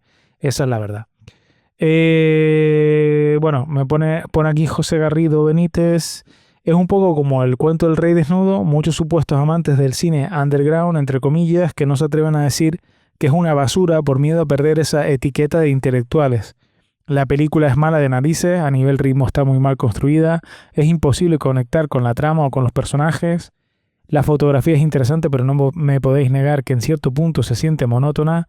Además, existe una búsqueda de la impresión fácil que quizás con alguien poco acostumbrado puede ser súper impactante, pero si lo miras con perspectiva parece hasta de coña. Vale, voy a decir, mira, no estoy de acuerdo con que la fotografía sea monótona, para mí es espectacular. Lo digo así de claro. Tampoco estoy de acuerdo con que la película sea mala de narices, creo que tiene cosas muy destacables, esa es la verdad. Y por eso no digo que sea una mala película, digo que es una peli fallida. A nivel de ritmo está muy más construida, no lo sé. Yo creo que el ritmo es el que tiene que tener, honestamente lo creo. Mi problema no es con el ritmo, mi problema es con las cuestiones, con cuestiones narrativas, no con el ritmo, no con el ritmo de la película, honestamente. Si hubiera ido a muerte con esa cuestión experiencial, yo por mí, vamos, la compraba, así de claro te lo digo. Pero como no, pues no. Además existe una búsqueda, en esto sí estoy de acuerdo, de la impresión fácil, que quizás con alguien poco acostumbrado puede ser también impactante. Estoy de acuerdo con eso. Creo que determinadas cuestiones que ocurren en la película, que no voy a comentar todavía ahora, ya las comentaré en el carrusel del consumo, donde me explayaré un poco más. El carrusel del consumo es la sección que de hecho ya toca la semana que viene, en la que comento todo lo que he consumido a lo largo del mes y digamos que, no sé si reseñar, pero sí que hago un comentario sobre todo eso y ahí me explayaré un poco más porque creo que es importante, ya que me he posicionado tan claramente en contra de la película. Pero bueno, es esa la cuestión. Yo creo que recurre a un recurso fácil, tramposo además, porque ya de primera, cuando empieza la película, te parece raro que haya un protagonista con esa edad. Y no voy a entrar más en detalles, pero ya es una cuestión de que es tramposo en ese sentido y luego cómo sucede la escena en sí también es, bueno, en fin. Pero bueno, ya está, es simplemente eso. Y luego hay cuestiones sí, bueno, dice sí, si la miras con perspectiva parece hasta de coña. Yo hay un momento muy determinado en el que casi me entró la risa, o sea, me pareció gracioso más que lo que él pretendía que fuera seguramente dramático o impactante, ¿no? O lo que sea, a mí me hizo gracia, me pareció casi de la hora chavante. En un momento muy determinado, ya lo comentaré también, ¿vale? Pone Roberto, es mediocre de la mitad de la película hacia adelante. Estoy de acuerdo en que a partir de ese momento es cuando descalabra. No sé si te diría mediocre, pero ahí descalabra. Está inflada de narices, pone Marcus. 2 horas buscando una posición cómoda en la butaca para echarme una siesta. Fuera de coñas, no tiene fuste alguno, no hay desarrollo de personaje. La premisa inicial se abandona en pos de la nada narrativo. En fin, un despropósito. Sí, es que esto es verdad. La premisa te plantean. Este es otro de los problemas que tiene, ¿vale? Que ya entraremos en detalles, pero te plantea una premisa clásica. O sea, te plantea una premisa que, que no va a cumplir. O sea, que no... Y ya no es una cuestión de que no se cumpla, no es que no se cumpla como tú quieres como espectador, ni convencionalmente, ni nada de esto. Es que directamente no es capaz de, no es capaz de concluirla. O se la suda concluirla, a lo mejor, puede ser. Pero del modo en el que está hecho, en vez de denotarse como algo rompedor, se denota como algo inacabado, como algo torpe. Entonces, realmente creo que ese es otro de los problemas graves que tiene la película. Bueno, Adrián, participé como extra en la película y fui a verla. Vaya truño. Bueno, espero que le den el Oscar y atribuirme el mérito. Bueno, no hay mucho que comentar aquí. Es una basura como un auténtico plano. Tampoco aquí hay mucho que comentar. Es su opinión, ya está. Peliculón, pone Rafael, pero hay que tener paladar. Bueno, pues nada. Disfrute usted de su paladar cinematográfico. Disfrute usted de lo iluminado que está. Y bueno, aquí pone otro, es muy aburrida, y otro que pone es un truño infumable. Bueno, ya son comentarios, ya son opiniones, ya tampoco voy a entrar mucho más en esta cuestión. Tengo que decir que también ha habido comentarios en iVoox. Hay uno que me ha hecho especial ilusión, pero bueno, aquí pone, me pone Soren Puche. Me pone, voy con trazo grueso. Esta semana he visto una peli bastante buena, On Falling, y una bastante mala, Mi amiga Eva. Un saludo. Y luego me hace gracia porque se corrige en el siguiente comentario y pone, perdón, no es mala del todo, la actriz está muy bien. No sé qué peli son, no sé qué peli son, Soren, pero le echaré un ojo, las apuntaré, las miraré en Just Watch, a ver, y a ver dónde las puedo ver, y te comentaré algo, ¿vale? Bueno, a ver si puedo, porque la verdad que voy con el tiempo hasta arriba. Y luego me pone aquí Sandro Pérgola Di Maggio. Bueno, tengo que explicar. Bueno, él me pone, joder, te estaba escuchando y de repente escuché el nombre de mi hermano Marco Pérgola. Me encanta todo lo que estoy viendo sobre los late night, gracias. Y yo hice uno muy cutre en una tele local a finales de los 90. Ah, pues mira, a ver, voy a poner todo en contexto, ¿vale? Eh, Sandro Pérgola es un presentador de la televisión local de aquí de Tenerife. Bueno, no sé si es periodista, pero bueno, estuvo muchos años en la televisión local. No sé si, la verdad que te he perdido la pista un poco, Sandro. Cuéntame si todavía estás en alguna de las televisiones locales. Pero vamos, yo solía verlo en el día de televisión. Y es hermano de un amigo, de un colega de Marco Pérgola, que se llama Marco Pérgola, ¿no? Y el otro día en el programa eh, estábamos hablando de Caiga quien caiga en Argentina está creado por Mario Pergolini. Y yo me equivoqué y dije Marco Pergolini. Me di cuenta en el momento y claro, lo comenté, ¿no? Y nada, le mando un abrazo, le mando un beso y un abrazo a Marco, a Sandro también. Y gracias por escuchar el programa. Me hace un montón de ilusión que lo hayas escuchado, la verdad, porque bueno, yo he estado no, en tu programa no estuve, Sandro. Estoy pensando ahora, estuve en día de televisión estuve con Marian Moragas, pero creo que no estuve en tu programa. De hecho, estuve con Marian Moragas en el día de televisión en 2 ocasiones. Una porque bueno, Marco Pérgola fue bajista de Tripolar y de Alo Perro, de 2 grupos canarios, y fuimos con Tripolar y también con Michael, el cantante, pues fuimos allí al programa, pero no llegamos, te conocí a ti, pero no llegamos a coincidir en el estudio, ¿no? En grabación. Y nada, pues eso, la verdad que me hace mucha ilusión y nada, os mando un abrazo muy grande a los dos. Bueno, nos vamos ya a Instagram, vamos a ver los comentarios de Instagram. En uno de los vídeos que puse, en uno de los rankings, una de las mini secciones que no la he hecho esta semana porque ha sido tan especial, una nueva sección que estaba poniendo que era rankings que nadie necesita, y lo iniciamos con el top 5 de las novias de Batman. Y bueno, aquí mi amigo David Fernández Gutiérrez me pone que tendría que estar Robin, el cabrón. Y Julie Ford pone Wonder Woman, la amazona no se resiste a Bruce. Yo creo que, bueno, es que a ver, Wonder Woman realmente no sé si ha tenido alguna historia ahí, alguna historia con alguna movida con Batman. Es que en los cómics puede pasar de todo. Miren, fíjate tú en casi 100 años de historia y de culebrón constante mensual, pues imagínate.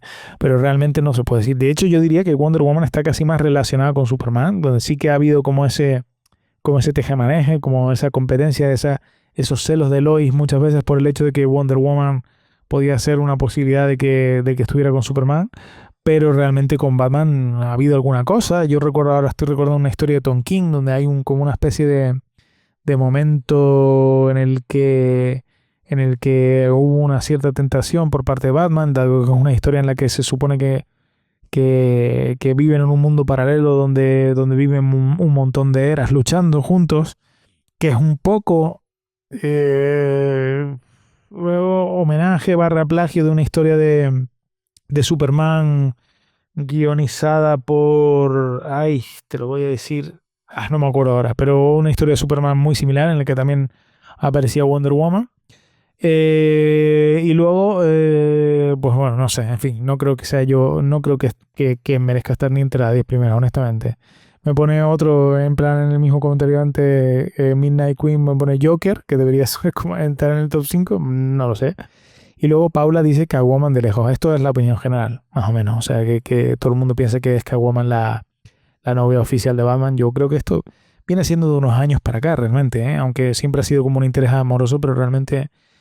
A ver, honestamente tampoco Batman, esto no me explayé en el momento, pero tampoco Batman ha tenido nunca una novia oficial hasta ni nada de eso, y las parejas que salían momentáneamente, era más bien como Bruce las usaba como tapadera de una vida normal, pero nunca fueron muy relevantes hasta Silver St. Cloud, que es una de las que, bueno, la que puse en el top 2, o Talia al Ghul, que es la que puse en el top 1. Entonces, a partir de ese momento estamos hablando de Talia al Ghul, aparece a finales del año 60 y Silver St. Cloud en el 77. Y es un personaje de Batman que fue creado en el 39, así que imagínense, o sea, ya nunca ha habido tampoco un desarrollo, y luego, claro, con Catwoman pues ya han llegado sobre todo en la etapa de Tom King, llegó a desarrollarse mucho, con las pelis de Nolan también, bueno, con la última peli de Nolan, con la peli de Tim Burton también, bueno, en fin, se ha desarrollado mucho. Y no sé si había algún comentario más por aquí, no, en Instagram no. Entonces, bueno, a ver un momento. Esto es con lo de las novias de Batman. Hablando de Sirad, ¿no? El hecho de que yo ponía que si el marketing de Sirad se está usando para estimular las debilidades de la película. Limay Geles me manda aplausos. Gracias, Limay. Un beso grande. Y pone Francisco Melo Jr., el Junior, dice la peli infame, puro bacalao. Junior. Un abrazo grande, Junior. Te quiero mucho. Bueno, me ponen, hay más comentarios por aquí, a ver, en otros voy a ir seleccionando. Bueno, el surrealista juicio de Chiquito de la Calzada, en el extracto del programa en el que hablaba de eso. Me pone prosa retrofuturística, fenómeno inmortal Chiquito, una bestia del humor. La verdad que totalmente de acuerdo, la verdad, un fenómeno increíble, increíble. Y todavía seguimos hablando de él y todavía seguimos imitándolo, ¿no? Unos mejores que otros.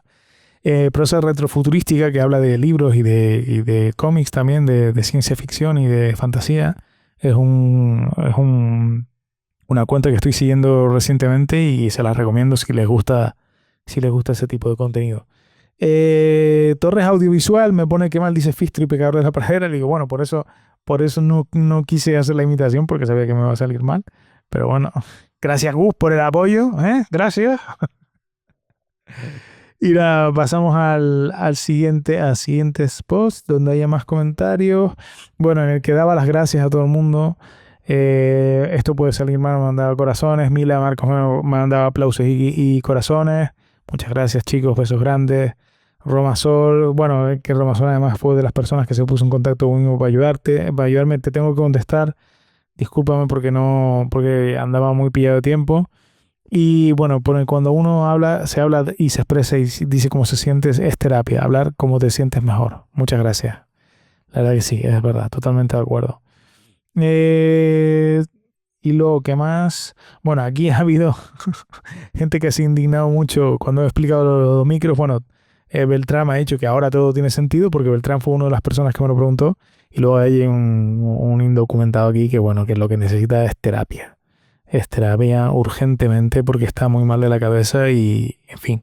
Tengo que decirles, chicos, que las redes sociales no son el lugar donde debes descargarte, porque además las redes sociales queda muy público esto, queda muy mal. Este en concreto que me ha insultado gravemente, pues sale en su Instagram con su hijo, si no recuerdo mal, o no sé si con su hijo o con su hija, pero vamos, o sea, muy mal, muy mal. Muy mal que salgas ahí tan públicamente y que de todos esos insultos. También sería peor que te inventaras otro nombre o que te pusieras como hacen muchos que se ponen anónimos y te insultan igual. Pero está feo insultar gente, está feo insultar. Si tienes problemas, vete a terapia o yo qué sé, cómprate un libro de autoayuda o lo que sea. Pero no utilices las redes para, para, digamos, suplir lo que no estás teniendo en terapia porque no va a funcionar, el problema va a seguir, ¿vale? Besitos. Bueno, seguimos, vamos a ya con TikTok. TikTok suele estar bastante más animado en lo que se refiere a comentarios. Bueno, no voy a comentar nada de lo de Gaza porque la verdad que me solivianta y no me apetece. No sé si hubo algún comentario interesante. Bueno, no voy a comentar. De hecho, bueno, te voy a decir una cosa. Estoy borrando, o no borrando, sino estoy dándole dedito para abajo a todos los comentarios que dicen Viva Israel o bueno, fuera Palestina o lo que fuera, porque no les voy a dar ese espacio. Simplemente pues le doy el dedo para abajo, se oculta el comentario y a tomar por saco. Y no hay más que hablar. Así que claro, te lo digo, no voy a entrar en esas cuestiones porque no me apetece y no quiero darles más pábulo.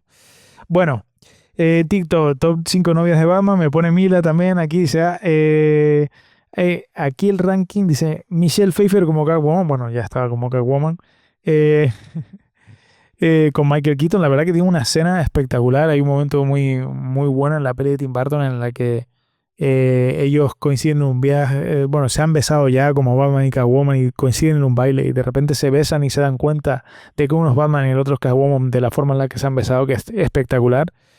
Y bueno, la verdad que está muy buena en ese sentido. Y luego me pone, porque yo pregunto si tienen ideas para rankings y Mila pone el ranking está servido, un ranking de Batman de cine. Lo haremos, Mila. Lo haremos porque tengo preparado un especial de Batman que no sé cuándo lo haré, cuándo saldrá de Batman en cine. Y creo que lo podemos apuntalar de esa forma. Fíjate. Mira, me parece bien. Y luego me pone otro ranking de vampiros. Pues mira, ese también lo apunto. Un ranking de vampiros. Y tengo otro que se me ocurrió el otro día que puede estar muy guay, que puede estar muy gracioso. Son rankings absurdos, ¿vale? O sea, no esperen mucho más. Sobre lo del marketing de Sirat, me pone un Susun Jeep, buena película, fallan algunas cosas, pero 7,8 sobre 10. Bueno, es tu opinión. No tengo mucho más que decir a eso. Cuervo Cabreado es horrible también, es tu opinión. Santi González Bodrio, yo no creo honestamente que sea horrible ni que sea un bodrio, ¿vale? Yo digo que es una película fallida, pero tiene cosas muy interesantes y sobre todo lo que es la fotografía y el sonido y la música están muy bien. Me pone estaría bien que a la hora de criticar esa torpeza narrativa exponieras tu razonamiento con algún ejemplo. Estás incurriendo en lo mismo que criticas. No porque esto es un extracto del programa y además lo dije claramente que lo haría bien, lo haría perfectamente o sea, no perfectamente, sino que me explayaría más en la sección de Carrusel del Consumo que ya toca la semana que viene, ¿no? Bueno, un incauto aquí pone la crítica de un director de cine frustrado. Yo ya le contesté en un momento. Digo, mira, es que no tengo necesidad. O sea, a ver, eh, tengo 2 películas oficiales por el ICA, aunque una de ellas no me gustaría que fuera del todo oficial, pero es la verdad. Como director de cine tengo 2 películas oficiales. La última, de la que estoy más orgulloso y de la que me representa, está en televisión española, está disponible en RTV Play. Pero claro, aquí ya seguramente, a ver, es que aunque yo no fuera director, o aunque fuera verdad que fuera un director frustrado, que un director frustrado es alguien que no ha conseguido dirigir una película, por si no te queda claro, pero aunque fuera así, todos tenemos derecho a tener una opinión, por mucho que te moleste. Entonces, esa es la cuestión un poco. Pero bueno, en fin, tiene que haber gente para todo y tiene que haber...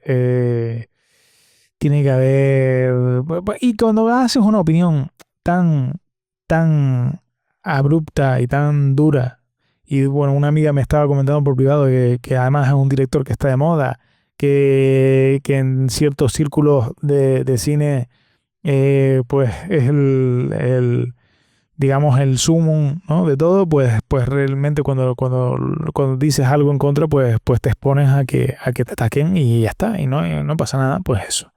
Pero en fin, vaya, me hizo gracia y además le contesté en su momento porque me parecía oportuno contestarle, ¿no?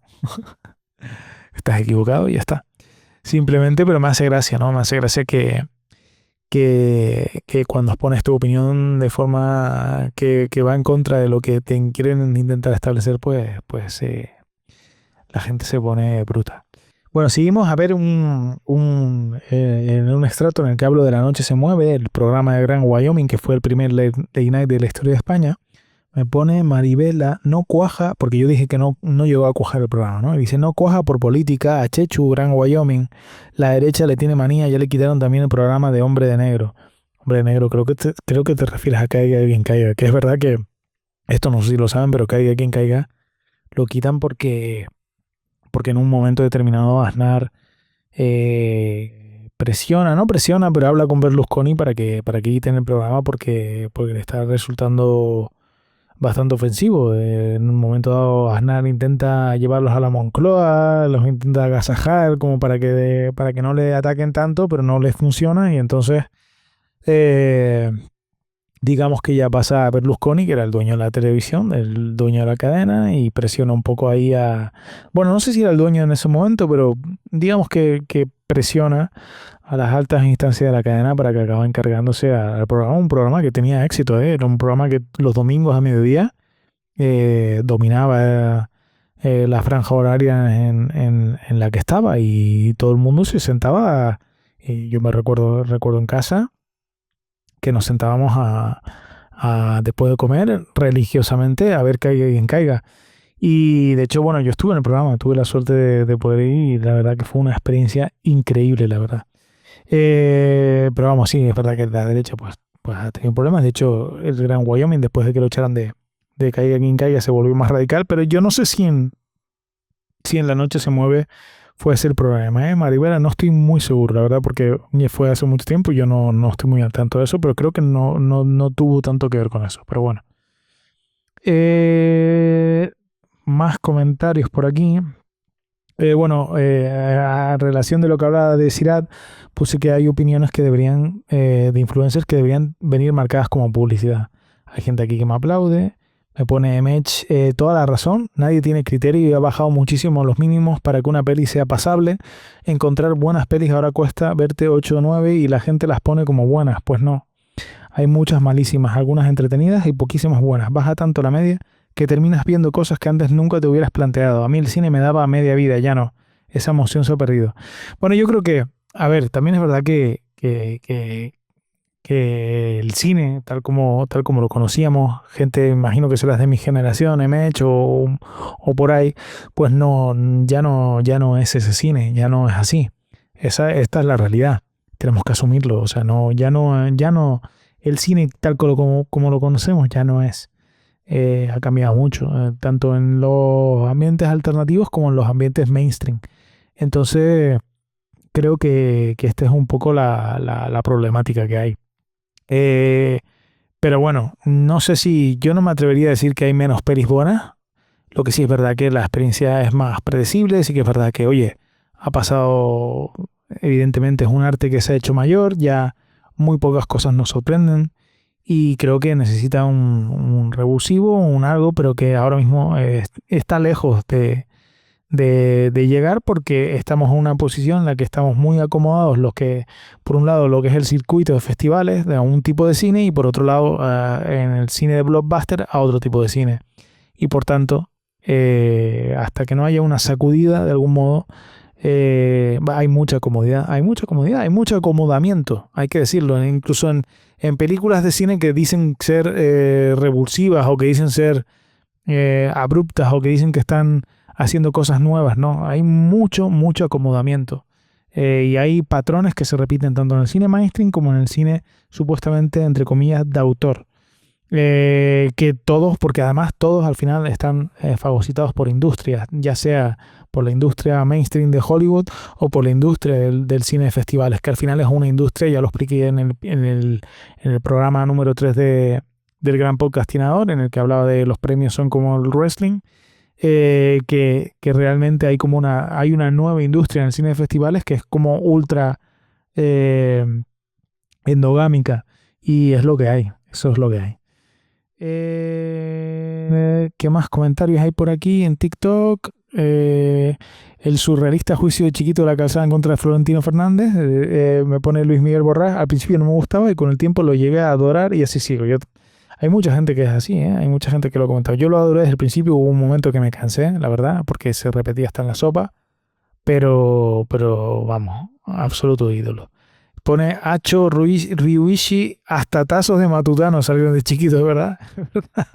Es que madre mía, fue un fenómeno social, la verdad. No sé cuánto vería de Chiquito de todo eso. Yo espero que bastante, salvo con el tema del Mississippi, espero que bastante. En el reel que hablaba del informe de las compañeras de CIMA en el San Sebastián, en el Festival de San Sebastián, me pone Pilare Palsa, la mujer siempre tiene que estar en lucha por ser considerada persona no de segunda clase y tener una vida digna. Pues lamentablemente ahora mismo sí es así, pero bueno, confío en que se están luchando por cambiar esto y yo creo que se logrará. Aunque bueno, la verdad que hoy he estado muy pesimista de todo el programa, pero espero que sí. En el fondo tengo algo de esperanza de que las cosas vayan a mejor y de que no nos retrotraigamos, ¿no? De que no haya ese retroceso a una sociedad peor como la que había, o no sé si peor, pero más opresiva como la que había en el siglo pasado, en la mayor parte del siglo pasado en España y en el mundo. Crónicas Marcianas, el reel que pasaba, que comentaba que Crónicas Marcianas pasó de ser el mejor programa de televisión de la historia de España a precursor de Sálvame. Me pone Herbert, traían artistas internacionales a cantar, muy bueno fue ese programa, estoy de acuerdo, sí. Ella me pone totalmente de acuerdo, gracias. Y Dogo decía sí, y otro que me gustaba, El Informal, es verdad, El Informal era un programón que fue el siguiente que hizo Florentino Fernández. El Informal era más bien, pues era, no sé si era prime time, o sea, era el horario más o menos, o un poquito antes quizás, que tiene ahora mismo, por ejemplo, El Hormiguero y La Revuelta. No sé si era un pelín antes, fíjate, no sé si antes del informativo o justo después del informativo, no me acuerdo ahora, la verdad. Y nada más comentarios por aquí. Yo en un extracto del programa ponía Buena Fuente, la figura más importante del late night. Yo indicaba en el extracto que el debut de Buena Fuente, ojo, el programa fue en España, fue en 2005, porque la verdad que los otros programas que había tenido no tenían como título Buena Fuente. En Cataluña pues había tenido uno que era Sense Títol, otro que era la Cosa Nostra y otro alguna otra cosa, pues no se llamaban Buena Fuente. Sin embargo, cuando se estrenó en España ya se llamó Buena Fuente directamente el programa. Entonces, digamos que ese fue el debut. Y entonces, tanto Luna Lunar como Cristian se han confundido en eso y me han dicho, ¿debut 2005? ¿Te has informado? Pues sí, me he informado. Andreu debutó como presentador en 1965, ese es ese título. Y es que eso lo comentaba, no hablé de ese título en concreto, pero sí que comentaba que ya tenía una trayectoria en Cataluña, ¿vale? Y Cristian me decía que en 2005 ya estaban hartos de verlo porque lo habían visto en Cataluña, ¿no? Bueno, pues ya está, es que no ha habido una confusión así, o no sé si es que no se ha explicado bien o se ha malentendido, ¿no? Porque se hablaba del presentador de Buenafuente, pero yo estaba hablando del programa, que es el programa con el que estrena en España. Se titulaba Buenafuente. Y luego continuó lo renombró a BFN. En el que doy las gracias, pues me pone, y bueno, espero que todo vaya bien y mejor, guapo, gracias por lo de guapo, me lo merezco. Mira, Marcos me pone corazones. Y nada, más comentarios por aquí. La Resistencia, el mejor late night español. Yo digo que para mí La Resistencia es el mejor late night español. Ojo, yo decía que Crónicas, para mí, las 3 primeras temporadas de Crónicas son la mejor televisión que yo he visto en España. Pero para mí La Resistencia como late night puro, como late night originario de Estados Unidos, me parece que es el que más ha perfeccionado la fórmula en España desde mi punto de vista, ¿vale? Y que la ha mejorado y que incluso la ha innovado, pero siempre desde la base del late night, que es la de un presentador que lleva la voz cantante, con colaboradores, con entrevistas, con cómicos que intervienen, con sidekicks, etcétera, etcétera, ¿no? Bueno, aquí me pone Coldo Terradillos es muy bueno, pero se puede mejorar. Sí, todo en la vida es mejorable, Coldo, la verdad. Me pone Titán. Me gusta mucho La Revuelta y su antecesor, La Resistencia, pero Crónicas Marcianas sí era auténtico late night show, ¿no? A ver, era un late night, si es que además lo meto dentro de lo que es la historia del late night. Lo que pasa es que lo que yo digo es que para mí Crónicas era más un programa de variedades, era mucho más fresco en ese sentido. De hecho, era también otra de las grandes cosas que tenía Crónicas, que no era un late night que copiaba de lo que venía de Estados Unidos, sino que decidieron hacer algo distinto, un programa de variedades nocturno. Tenía el espíritu del late night porque era ese espíritu gamberro y el espíritu del show, de entrevistas, de que hubiera cuestiones cómicas, pero la estructura, la forma era distinta. Sardá no quiso articularlo tanto en torno a él, aunque era el conductor, un conductor excelente y para mí uno de los mejores presentadores de la historia. Y además como presentador yo creo que era mejor que Broncano, pero la verdad que no digo como cómico, sino como presentador, ojo, pero era otra cosa, no era el late night puro.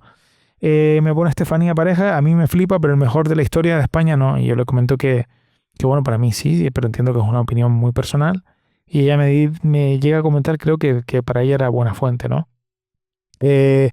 A Elia Secas me flipa La Revuelta y Resistencia, pero Crónicas Marcianas era más espectáculo y mucho más elaborado y variado. Es verdad que era mucho más elaborado y más variado.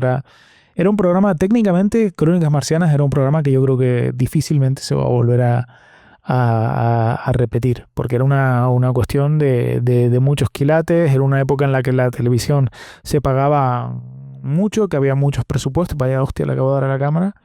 Y bueno, era otra cosa distinta.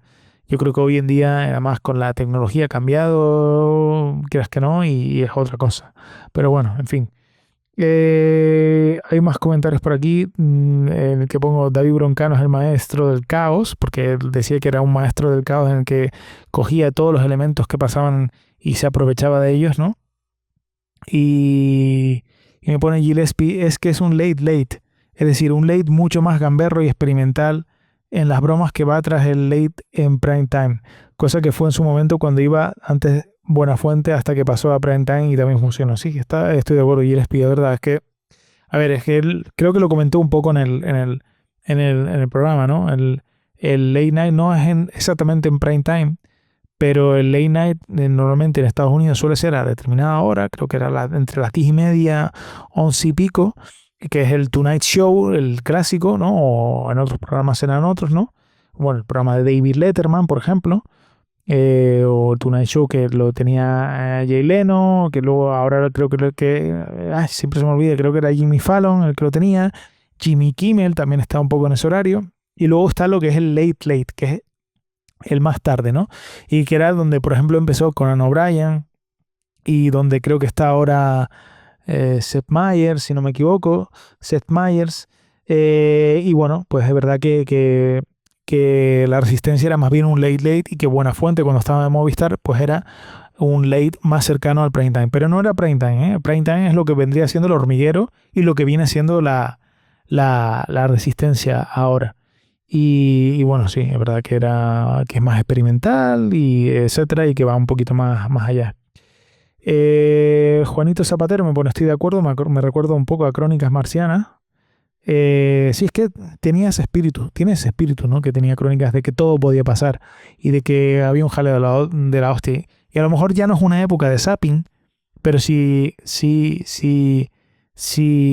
la Resistencia hubiera sucedido en esa época en la que ibas cambiando de canal, seguro que te quedabas porque estabas escuchando ruido, porque bueno, esto de que el público de repente empiece a vitorear, esto de que el otro se ponga a bailar, de que pasen cualquier cosa o de que sigan burradas, pues es muy de Crónicas. Era algo que pasaba mucho en Crónicas, ¿no? Y me pone el gato difuso como un SUV normal, diría yo. No entiendo muy bien lo que quiere decir. A ti se te ve muy listo, no entiendo. No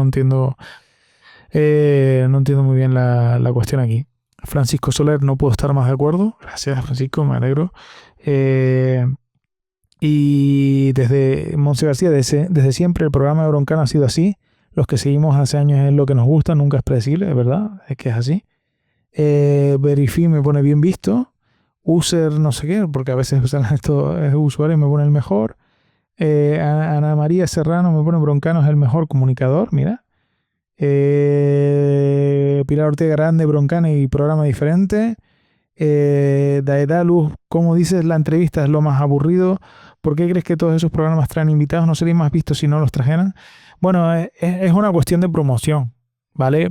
A ver, bueno, la entrevista para mí en Broncano no es aburrido, no sé si tal, pero es verdad que, a ver, es una cuestión de promo al final. Tanto el entrevistado como el programa se ven beneficiados, entre comillas, en el sentido de que el programa tiene contenido, ya que, por ejemplo, oye, pues mira, va Mario Casas al programa, por ejemplo, o va, no sé, si en un momento tienes mucha suerte, va algún artista internacional. El otro día creo que fue Offspring o a La Revuelta, y no sé si fue Scottie Pippen, por ejemplo. Pues va alguien famoso, alguien interesante o alguien que a alguien le puede interesar en un momento determinado, pues eso le ayuda a tu programa y por supuesto al invitado le ayuda el hecho de que tu programa, que está siendo muy visto, pues te dé ese foco para poder promocionar lo que tú vayas a promocionar, ya sea una peli, en el caso de Scottie Pippen creo que era un evento benéfico, etcétera, etcétera, ¿no?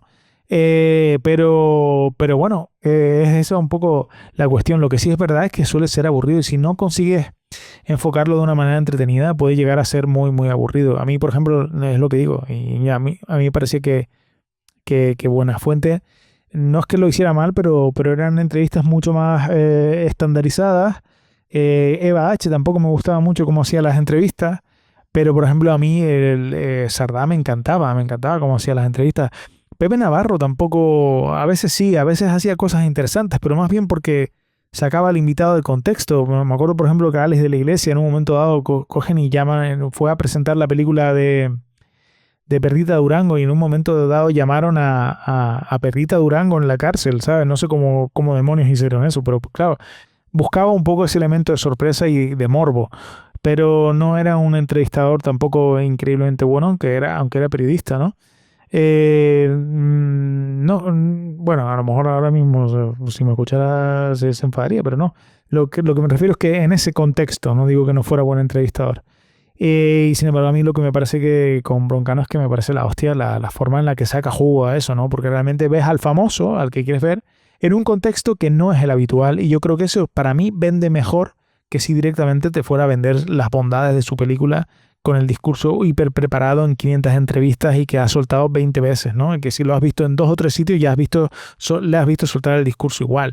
Entonces, en ese sentido creo que le ayuda bastante al invitado la forma en la que está hecha la entrevista, aunque a priori no pueda no parecer así, pero bueno.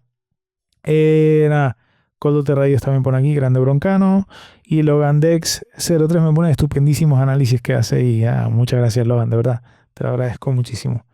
¿Qué más hay por aquí? Bueno, no, ya no hay, creo que ya no hay muchos más comentarios, la verdad. No, ya estaría en TikTok. Bueno, Facebook hay uno que me ha puesto un improperio en uno de los comentarios como diciendo ¿de qué hablas? Porque estaba hablando de la televisión española y me ha dicho como ¿de qué hablabas si tú no eres ni español? Claro, tengo acento canario. Para los que sean de fuera y me estén escuchando, tengo acento canario, con lo cual es un poquito más parecido al acento latino. Y a muchos energúmenos de estos peninsulares a veces se les explota la cabeza con eso. Y bueno, ya si sacas el racismo, pues es lo que hay. En fin, poco más que decir con respecto a esto. Y creo que ya estaría con los comentarios, ya estaría con el programa. Y bueno, ya está. Creo que hemos conseguido oxigenarlo un poco en esta parte final. Creo que la parte del principio ha sido bastante intensa, pero creo que también era necesario. Espero que les haya gustado, espero que no les haya parecido necesario o bueno, no sé qué decir, pero espero que el programa de hoy también les haya gustado y espero que lo hayan disfrutado. Y nada, nos vamos a ir ya. Recuerden que pueden ver mi película Absolución en RTV Play. Y recuerda que este podcast está disponible en YouTube, en iVoox, en YouTube Music también, por cierto, que es una buena alternativa a Spotify, y en Apple Podcast, pero no en Spotify mientras sigan apoyando al ejército de Israel. Siempre termino el programa de una manera determinada, pero creo que esta semana cobra más sentido. Espero que no siga cobrando más sentido, pero esta semana cobra mucho sentido, que es la siguiente. Cuídense mucho, por favor, que la cosa está muy complicada ahí fuera, y quiéranse mucho porque es lo único que nos queda. Buenos días, buenas tardes, buenas noches, pero sobre todo, buena suerte.